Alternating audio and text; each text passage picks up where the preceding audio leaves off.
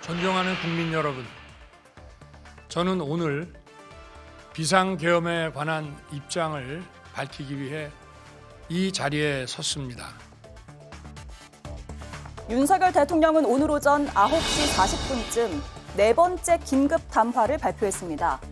28분 30초 분량의 담화에는 황당한 주장들이 담겼습니다.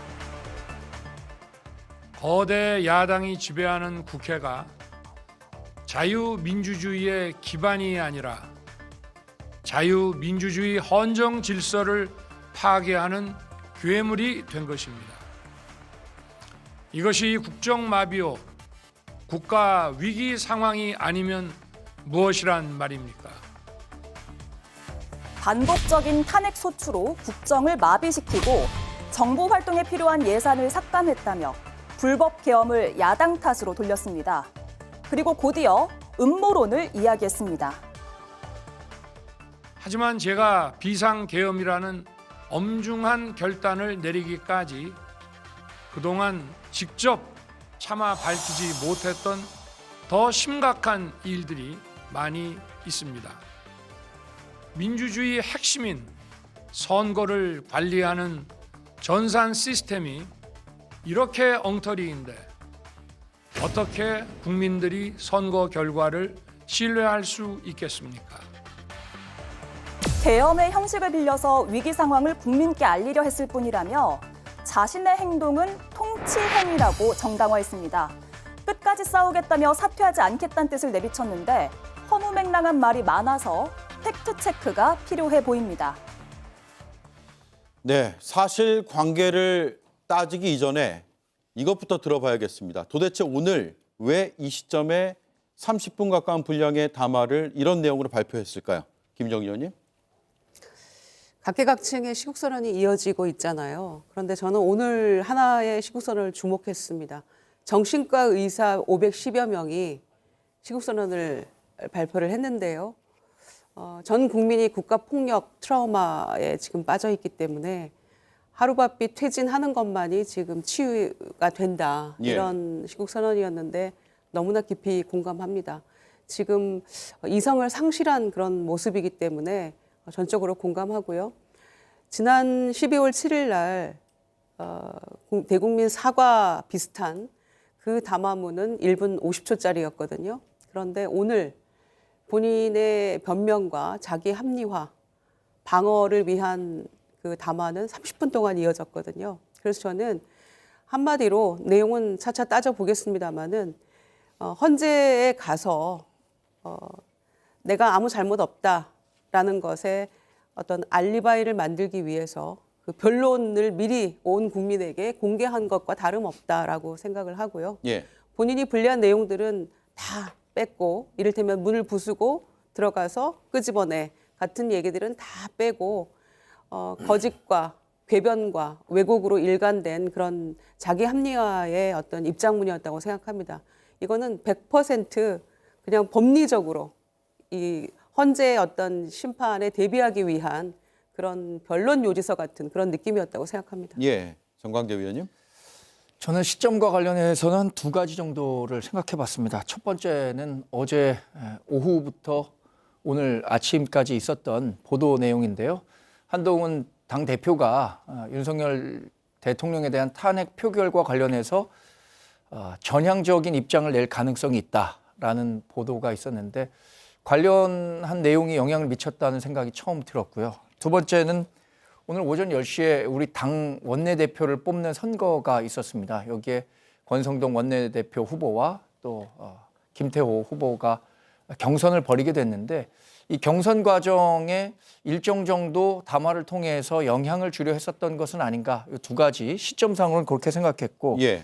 내용상으로는 아마 탄핵이 불가피해진 상황에서 헌법재판소에 가서 법리를 다툴 때 본인이 갖고 있는 법리적인 의견을 제시하기 위함이 아니었을까.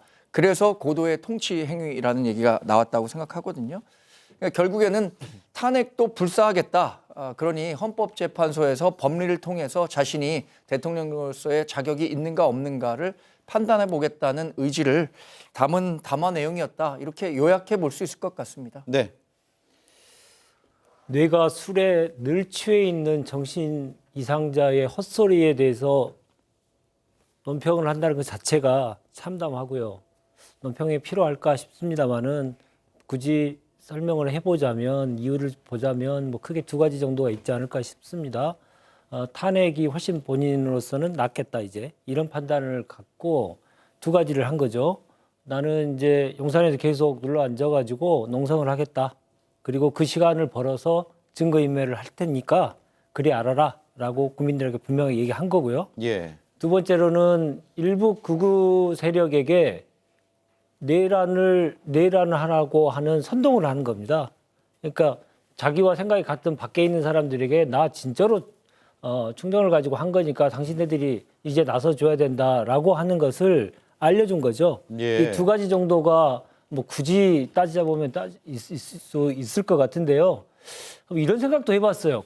극단적으로는 다음에 심신미약을 주장해서 형을 조금 깎기 위해서 일부러 저러나 싶을 만큼 정말 도저히 믿기기 어려운 담화였습니다. 예. 예, 저도 마찬가지입니다. 앞서 말씀 주신 것처럼 오늘 윤석열 씨의 담화는 대국민이라고 하기 어렵습니다. 헌재와 극우 세력만을 위한 담화였다. 이렇게 생각을 합니다. 헌재라는 것은 이제 탄핵이 될 것을 가정을 하고 앞으로 헌법재판소에서 그러면은 왜 비상계엄을 했는가라는 이야기를 미리 사후적 정당성을 좀 확보하고자 변명을 좀 했던 것으로 보이고요. 두 번째는 극우 유튜버들 그리고 극우 세력들에게 부정선거론을 믿는 그들에게 나 이래서 했고 그러니 여러분들이 탄핵을 막아달라라는 일종의 호소와 총동원령을 내는 것이 아닌가 이렇게 생각을 하고 있습니다. 네.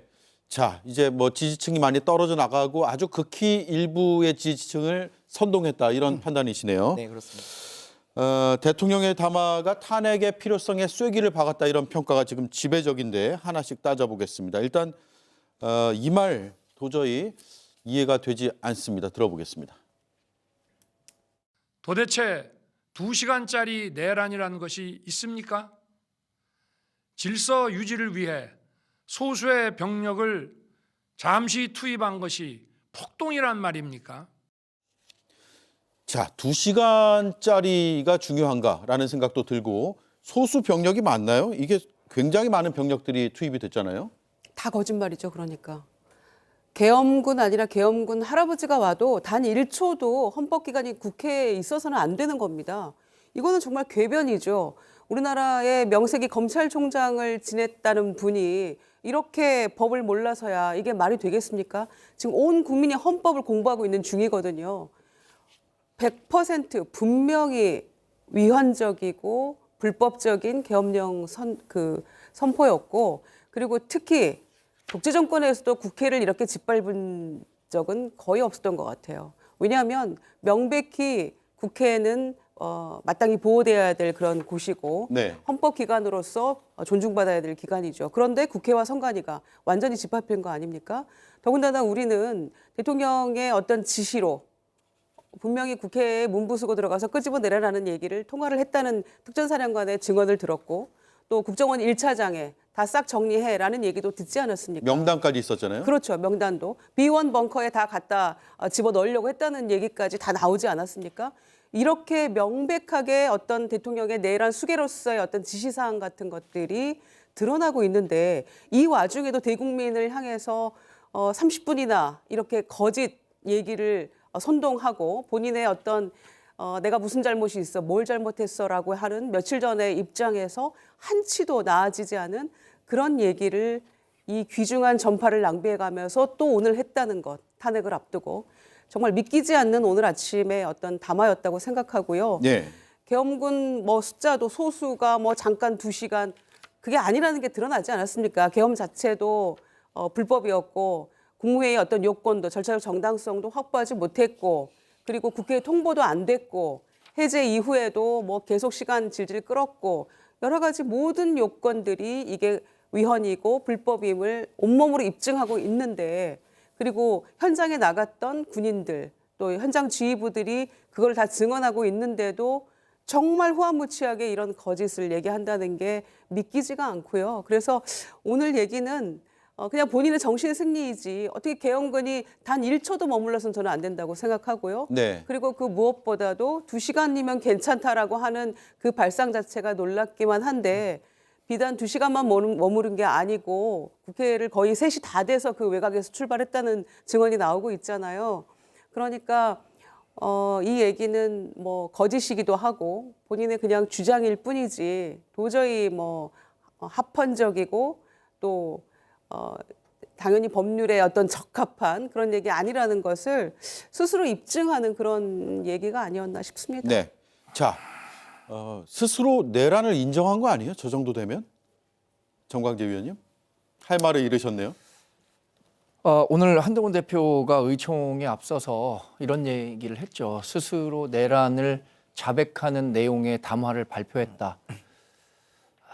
참담하지만 일정 부분 동감할 수밖에 없습니다. 물론 우리 당을 지지하는 분들 또 윤석열 대통령 정권 창출에 기여했던 분들이 이런 생각하지 않는 분들도 있다고 생각합니다만 지금의 상황을 모두 종합해 보면 뭐 정치적 법적 책임 윤석열 대통령이 피하지 않겠다고 했으니까 정치적 법적 책임을 지시면 된다고 생각합니다. 그 과정에서 본인의 얘기를 한 거니까 아까 얘기한 것처럼 헌법재판소에서 이 부분을 그러면 법리적으로 잘 다퉈서 본인의 무죄를 입증할 수 있다면 다시 뭐 아직은 섣부른 말씀입니다. 왜냐하면 토요일에 가결이 될지 부결이 될지 뭐 단언할 수는 없으니까. 네. 그렇다면 다시 대통령직에 복귀하면 되는 겁니다.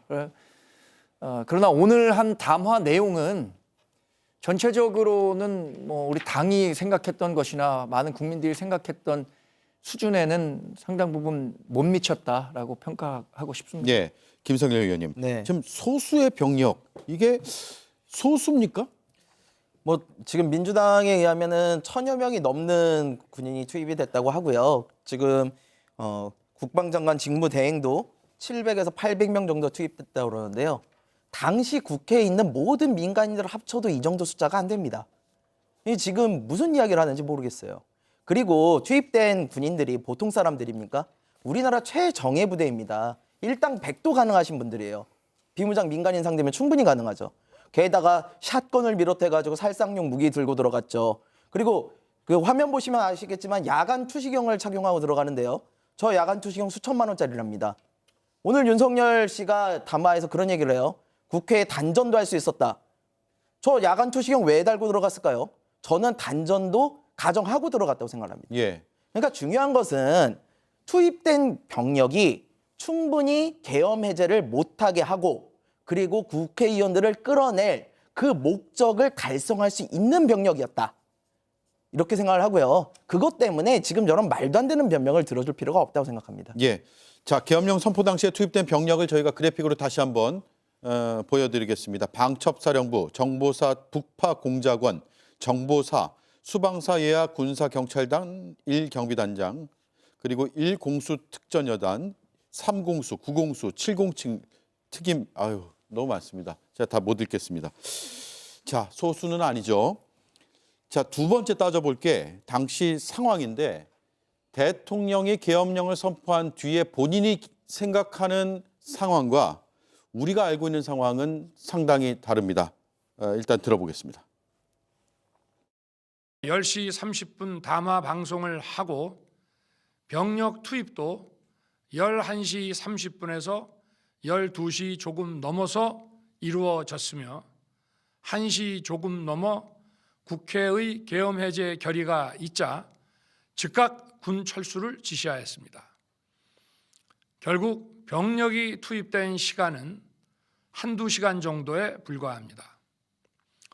만일 국회 기능을 마비시키려 했다면 평일이 아닌 주말을 기해서 계엄을 발동했을 것입니다. 국회 건물에 대한 단전 단수 조치부터 취했을 것이고 방송 송출도 제한했을 것입니다. 네, 자, 병력 투입이 11시 반에서 12시 넘어서 이루어졌다라고 주장을 했습니다. 하지만 선관위 투입 시간만 보더라도 영상에 딱 찍혀 있어요. 오후 10시 33분, 그러니까 계엄령 선포 직후에 일단 1차로 진입을 합니다. 그리고 국회가 해엄 개제 결의하자마자 즉각 군철수 지시했다라고 윤 대통령이 주장을 했죠. 그런데 707 단장 말에 따르면 국회에 투입된 계엄군도 2시 38분에야 철수를 합니다. 자, 일단 선관위부터 볼까요? 10시 34분에 찍힌 영상입니다. 네, 무장 계엄군이 침투하기 시작하는 시간이에요. 시간도 틀려요. 관악청사도 그렇습니다. 00시 14분 그 뒤에 관악청사로 진입을 했고요. 네, 수원 연수원도 1시 정도에 진입을 하고 있는 장면이 나옵니다. 다시 한번 정리하면 11시 반 12시 넘어서야 군 투입이 이루어졌다라고 하는 말은 사실과 완전히 다릅니다. 자, 그 다음에 말씀드렸다시피 국회가 계엄 해제 결의를 하자마자 즉각 군 철수를 지시했다라고 했는데 707 단장 말은 다릅니다. 2시 38분에야 완전히 철수가 됐다라는 것이죠. 그러니까 대통령과 현장의 지휘 간의 얘기가 이렇게나 엇갈립니다. 윤재관 의원님. 네. 혼마저 비정상인 사람이 어떤 모습일지를 정확히 보여주고 있지 않나 싶습니다. 이제 놀랍지도 않습니다. 입만 열면 거짓말을 하던 게 2년 반 이상 저희들이 보아왔지 않습니까? 대통령으로서 가장 기본을 갖춰야 될 것을 단 1도 갖추지 못한 대통령이 권력에 취해서 무엇이든지 다 할 수 있는 이러한 위험한 상황에 갔다는 것, 그 자체가 대한민국의 가장 큰 리스크겠죠. 오늘 담화를 한다길래 저희들은 그 전에 예상을 좀 했습니다. 방점을 찍겠구나, 점을 찍겠구나. 근데 저희들 예상대로 맞았던 것 같고요. 여러 가지 거짓말에 대해서 어떻게 저렇게 뻔뻔하게 할 수 있는가 라고 했을 때 많은 정신과 의사 의료진들이 편집증과 과대망상증을 가지고 설명을 해주셨는데 그게 오늘 정확하게 들어맞는 모습이 아니었는가 싶습니다. 그리고 저 말은 그동안 여러 국회와 언론의 보도의 과정 속에서 밝혀졌던 여러 가지 사실관계와 전혀 부합하지 않고 심지어 한덕수 총리가 했던 그동안의 증언과도 상충되는 것이거든요. 그러니 자기 세계에 빠져서 완전히 혼마저 비정상인 상황이다. 그렇게 진단하고 싶습니다. 네. 자, 그리고 국회 해제 결의 직후에 바로 군 철수를 지시했다라고 하지만 일단 계엄 해제를 선포하는 건 그 한참 뒤에요. 그렇습니다. 지금 군 철수 지시부터 싹 다 거짓말이거든요. 그러니까 대통령이 마치 지금 설명하는 것은 내가 얼마든지 주말에 했으면 아마 계엄 해제 의결도 못했을 거야. 예. 그리고 단전 단수도 할 수 있었어. 그런데 그것도 안 한 거야. 그러니까 내가 애초에 얘기한 대로 야당에 대한 경고였어. 이걸 지금 합리화시키기 위한 변명들로 일관하고 있는 모습이에요. 그런데 굳이 늦게 그러니까 계엄을 선포하고 나서 늦게 들어가라라고 했던 게 아니고 헬기의 어떤 이륙이나 이 이동이 조금 늦게 허가가 떨어진 것들, 그다음에 기상 악화로 또 오고 있던 헬기가 나중에는 해제되고 늦게 와서 돌아가는 상황도 있었고 여러 가지 상황들이 있었던 거예요. 그러니까 본인이 계엄 선포를 해놓고 늦게 출발해라, 늦게 들어가라 이렇게 해서 이루어진 게 아니라는 거예요. 그리고 실제로 어디쯤 가고 있어라고 물어보는 게 지금 어디쯤이야라고 물어본 게 아니고 빨리빨리 서둘러라는 취지였다는 것이고 예. 두 번째 특전사령관이 받은 전화는 바로 그거였잖아요. 의결 종족수가 안 된 것 같으니까 빨리 부수고 들어가서 끄집어내. 이거는 명백하게 국헌문란 아닙니까? 헌법기관인 국회에 어떤 지금 의결하려고 하는 그 순간에 완전히 이거를 그냥 침탈해가지고 방해하고 끌어내려고 하는 그 모습을 그대로 지금 고스란히 드러내고 있는 것이고 특전사령관이 인정을 했잖아요. 그 부분을. 그런데도 지금 아니라고 본인이 결단해서 마치 뭔가 천천히 이루어지고 2시간 만에 끝난 것처럼 실제로 끝나지도 않았고 이런 거짓말과 궤변을 늘어놓고 있다라고 생각하고요. 이게 지금 1시 1분에 2024년 12월 4일 1시 1분에 계엄 해제 의결을 본회의에서 하죠. 그리고 나서 곧바로 군 철수를 지시했다라고 얘기를 하는데 그리고 나서 대통령이 뭘 했습니까? 합참의 지하 벙커에 들어갑니다. 그리고 2차 계엄도 할 수 있다라는 취지로 얘기를 했다는 증언들이 나오고 있죠. 예. 게다가 그날 1시 반에야 전북에 있는 7공수 그리고 증평인가요? 충청권에 있는 13공수에게 비상 대기하라라는 지시가 계엄 해제 의결 이후에 내려갔어요. 그 지시가. 그리고 새벽 한참 지나서 대기가 해제가 됐거든요. 그것만 보더라도 이게 얼마나 지금 거짓말인지 알 수 있고요. 그리고 총리가 설득을 해서 국회에서 해제 의결이 났으니까 빨리 해제 선언해야 됩니다라고 설득해서 선언했다라는 얘기도 있잖아요. 동시에. 그러니까 국회에서 결론이 났는데도 불구하고 민기적거리면서 뭔가 또 다른 거를 할까 망설였던 것이고 그래놓고는 본인이 마치 굉장히 의로운 일을 한 것처럼 더 심하게 할 수 있었는데 내가 참은 거야. 지금 이거 아닙니까? 예. 그래서 이거는 대국민 선전포고라고밖에 볼 수 없는 것이고 내용 하나하나가 다 거짓이고 궤변이다. 지금 증언들이 이렇게 폭주하고 있는데도 어떻게 버젓이 이런 얘기를 국민들께 할 수가 있습니까? 예. 도저히 이해가 안 되는 상황이죠. 예. 계엄 해제가 4시 반에 있었던 것은 당시에 윤석열 대통령이 나와서 설명했죠. 국무회의를 국무회의, 예. 열어야 하는데 그 국무위원 성립되기 위한 정족수를 채우지 못했다. 그래서 다 채워지면 해제를 하겠다라는 얘기를 했으니까 제가 따로 설명을 드리지는 않겠습니다. 근데 저는 정말 아쉬운 게 그날 있었던 12월 3일의 비상계엄 선포가 정말 본인이 그렇게 절박했다면 비상계엄 선포라는 6글자만 없었으면 저는 우리 국민들께 일정 부분 자기가 가졌던 진정성을 전달시킬 수 있었을 것이라고 생각합니다. 그런데 거기에 비상계엄 선포라는 우리가 전혀 생각할 수 없는 상황이 벌어졌기 때문에 이런 상황으로 몰렸다고 생각하는데 사실 이 비상계엄 선포와 관련해서는 우리 정당은 계속해서 말씀드려왔던 겁니다. 반헌법적이고 위법적이기 때문에 막아야 한다고 했고요. 다만 탄핵 과정에서 한동훈 대표를 비롯해서 우리 당의 입장이 조금씩 변화했던 건 집권 여당으로서 또 여당의 당 대표로서 이 정치적 난국을 해소할 수 있는 최선의 방법이 무엇인가를 고민하는 과정에서의 어떤 변화였다라고 말씀드릴 수밖에 없고 오늘 있었던 윤석열 대통령의 담화에 대해서는 당 전체의 입장과는 별개로 저는 개인적으로 굉장히 그 국민 눈높이에 미치지 못했다. 그래서 본인이 얘기한 것처럼 정치적 법적 책임을 지시면 된다. 이렇게 말씀드리겠습니다. 예.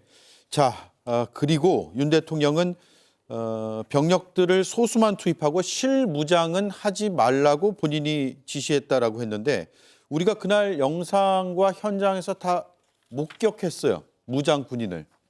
김성일 의원님. 그래서 대통령이 하지 말라고 했는데 한 건가요? 그건 아니지 않습니까? 완전 반대로 얘기하시는 것 같아요. 사실 그날 투입된 군인들이 무슨 죄가 있겠습니까? 언론 기사에 따르면요. 군인들은 그날 어디 가는지도 헬기에 탑승하기 전까지 몰랐다는 겁니다. 예. 북한 관련해서 작전하는 줄 알았대요. 근데 내려보니까 국회의사당이라는 거 아닙니까? 그랬는데 이게 보면은 실제로 그때 계엄군에게 실탄도 함께 불출되었다라는 제보가 나오고 있어요. 그리고 국회 앞에 군대 차량에서 찍힌 사진에는 공포탄이 아니라 일반 보통탄이라고 적혀 있는 상자도 발견이 됐습니다. 이거는 실탄이 지급됐을 가능성이 매우 높아요. 그러니까 결국 완전히 반대로 계엄 사령부 측에서는 실탄을 통해서 실무장을 하라라고 내려갔는데 그 현장 지휘관들이 야 이건 도저히 안 되겠다라고 생각해서 막았을 이거에 대한 설득력이 훨씬 높다. 이렇게 판단을 좀 하셔야 될 것 같고요. 네. 지금 내란죄 이거 매우 심각한 범죄입니다. 이거 사형에서 무기징역 나올 수 있는 그런 범죄예요. 그러다 보니까 지금 여러 군 지휘관들은 자신의 내란 가담 이 정도를 줄이고자 할 거예요. 그래서 자신은 이런 거 하지 않았다. 자신은 어쩔 수 없이 따를 수밖에 없었다라고 계속해서 어떻게 보면은 양심 선언을 할 수밖에 없는 상황이에요. 그래서 이런 것들이 계속 나오면 윤석열 씨의 저런 새빨간 거짓말은 금방 들통날 거짓말이다. 이렇게 보고 있습니다. 예. 자, 윤재관 의원님. 네. 계엄의 형식을 빌려서 메시지를 전달하려고 한 것일 뿐이다라고 대통령은 주장을 했는데 스스로 계엄의 문제를 자인한 거 아니에요? 그렇습니다. 헌법을 단 한 번이라도 읽어봤던 사람이면 이런 말 못하겠죠. 계엄의 요건이라고 하는 것은 이제 전 국민이 다 알지 않습니까? 그런 요건조차도 전혀 고려치 않고 형식을 빌렸다니요. 이런 말장난이 어디 있습니까? 이런 정신병자의 얘기를 가지고 계속 얘기한다는 그 자체가 매우 바람직스럽지 않고 유감스러운 일입니다. 빨리 직무를 정지시켜서 이런 정신병자에게서 대한민국을 빨리 구해내야 되는 것이죠. 국민들이 형식을 빌려서 계엄이라고 하는 군합발 그리고 총구를 가지고 국민들을 겁박하는 것이 그걸 형식을 빌렸다고 얘기하는 정도의 수준의 사람에게 우리나라의 2년 반의 국정 운영을 맡겠다는 것 그 자체가 정말 참담합니다. 이런 사람은 단 한 시도 그리고 1분 1초도 아깝습니다. 바로 탄핵하고 긴급 체포해서 구속 수사해야 됩니다. 예. 자, 이거 하나 더 듣고 한 말씀씩 듣고 그다음에 부정선거 음모론으로 갈게요. 자, 이번 비상계엄을 국정 정상화를 위한 통치 행위라고 규정을 했는데 한번 들어보겠습니다. 국민 여러분, 국정 마비의 망국적 비상 상황에서 나라를 지키기 위해 국정을 정상화하기 위해 대통령의 법적 권한으로 행사한 비상계엄 조치는 대통령의 고도의 정치적 판단이고 오로지 국회의 해제 요구만으로 통제할 수 있는 것입니다. 자, 고도의 정치 행위였다. 이거 어제 국회 본회의장에서 윤상현 의원이 네. 강하게 주장했던 그 내용 아닙니까? 네, 윤재관 그렇습니다. 의원님. 네, 어제 제가 현장에서 들으면서도 저런 궤변을 이 상황에서도 하는 윤상현 의원은 정말 정상일까? 왜 저렇게 하지? 라는 생각까지 했었는데요. 오늘 또 한 번 듣게 돼서 정말 경악을 금할 수 없습니다. 결국 어제 윤상현 의원, 오늘 윤석열 씨 이런 사람들이 계속 똑같은 얘기를 한다는 것 그 자체는 이들에게 얼마나 그것이 머릿속 깊게 박혀 있는지를 보여주는 것이다 라고 생각이 들 수 있습니다. 이러한 행위 이거 관련돼서는 과거에 우리의 역사도 분명히 있습니다. 1995년 7월에 검찰이 소위 말하는 성공한 쿠데타는 처벌할 수 없다라고 하는 괴상망측한 궤변을 늘어놔서 국민들이 들고 일어났었죠. 예. 그래서 12월에 5.18 특별법이 발효가 되고 검찰이 다시 수사를 해서 기소를 하게 됩니다. 이렇게 검찰은 자기가 한 말 그리고 몇 개월 만에 또 다시 바꿔서 또 기소하고 이렇게 권력지향적이고 언제든지 잣대가 바뀌는 그런 모습을 1995년에 저희들이 봤는데 그 모습이 다시 한번 재현된 상황이다. 그렇게 얘기 드릴 수 있고요. 어제 윤상현 의원을 보면서 제가 이런 생각이 들었습니다. 극우 유튜버를 신봉하는 자들은 얼마나 대한민국의 국법 질서와 기본 시스템을 무너뜨릴 수 있는지, 얼마나 해가 될 수 있는지 그런 것들을 봤었는데 오늘 또 한번 보게 돼서 정말 믿을 수가 없습니다. 예. 자, 고도의 정치적 판단이다. 이런 주장. 윤석열 대통령이 대학생 시절에 모의 재판에서 전두환 씨에게 판사 역할을 하면서 사형인가요? 아니면 무기징역인가요? 선고했다고 본인이 주장하지 않았었어요? 네, 그리고 뭐 도망 다녔다 얘기까지 했었는데 예. 그렇습니다. 계엄은 통치행위 중에 하나죠. 그런데 계엄의 성립 요건이 안 되는 계엄을 선포한 거 아닙니까? 반헌법적이고 불법적인 계엄을 선포해서 일순간에 국민을 공포와 혼란 속에 몰아넣고 나라를 완전히 나락으로 가게 만드는 그런 일을 군 통수권자가 저지른 거 아닙니까? 그런데 지금 저런 궤변을 늘어놓고 사법적 판단의 대상이 안 된다라고 누가 그렇게 얘기했습니까? 처벌의 대상이고 처단의 대상이라고 저는 생각합니다. 그런 점에서 저는 극우 보수 결집을 일부 노렸다고도 생각하고요. 지금 오늘 아침 30분의 담화문 안에는 국민도 없고 국가도 없고 헌법도 안중에도 없는 그런 내용이었다고 생각하고요. 경제 외교 다 박살났죠. 그리고 국민들 정말 충격과 분노에 휩싸여 있고 공포를 느끼고 있지 않습니까? 그런 상황에서 헌법 민주주의 완전 파괴된 그런 상황인데 본인 혼자 살겠다고 지금 저런 궤변을 늘어놓고 있는 거죠. 예. 저는 그렇게밖에 정의할 수 없습니다. 네. 김성열 의원님. 네. 1997년 대법원 판결 내용에 좀 더 들어가 보죠. 고도의 정치 행위라는 내용이 나옵니까? 나오긴 나옵니다. 근데 이게요, 악마의 편집입니다. 자기들이 원하는 내용만 앞뒤 딱 잘라가지고 국민들에게 허위 선동을 하고 있어요. 어제 윤상현 의원과 오늘 윤석열 씨가 얘기한 이 이야기는요, 완전히 거짓말입니다. 예. 제가 말씀드리겠습니다. 판결문에 의하면 97년에 비상계엄은 고도의 정치적 행위라 판단할 권한이 사법부에 없지만입니다. 예. 이것이 국헌 문란의 목적의 경우일 때는 심사할 수 있다. 즉, 지금처럼 헌법기관인 국회나 선관위에 군대를 투입하고 그럴 경우에는 심사가 가능하다는 겁니다. 또 비상계엄이 국무회의 의결을 거쳤어도 국헌 문란의 목적을 달성하기 위한 수단이었다면 내란죄 폭동이다 라고 판결이 났어요. 심지어 윤석열은요, 이 전두환도 했던 계엄 공고문도 내지 않았어요. 국무회의도 엉망으로 했다는 거 아닙니까? 절차상으로도 안 되고요. 내용적으로도 안 되는 명백한 위헌이에요. 근데 이걸 가지고 지금 거짓 선동을 하고 있는 건 누굽니까? 가짜 뉴스를 이렇게 퍼뜨리고 있는 건 누굽니까? 저는 윤석열 지금 빨리 내려야 된다고 생각합니다. 예. 자, 대법원의 판결 취지는 어쨌든 정권을 장악하는 행위는 어떠한 경우에도 용인될 수 없다. 민주적인 절차에 의하지 아니하고는, 이게 대법원의 판결 취지이지 고도의 정치적 판단이라고 용인해 준 판결이 있는 건 없습니다. 없습니다. 그런 판단은 없어요. 그러니까 판례에도 맞지 않아요. 근데 그 부분을 일부분 따다가 본인이 주장하는 근거로 지금 사용하고 있는 것입니다.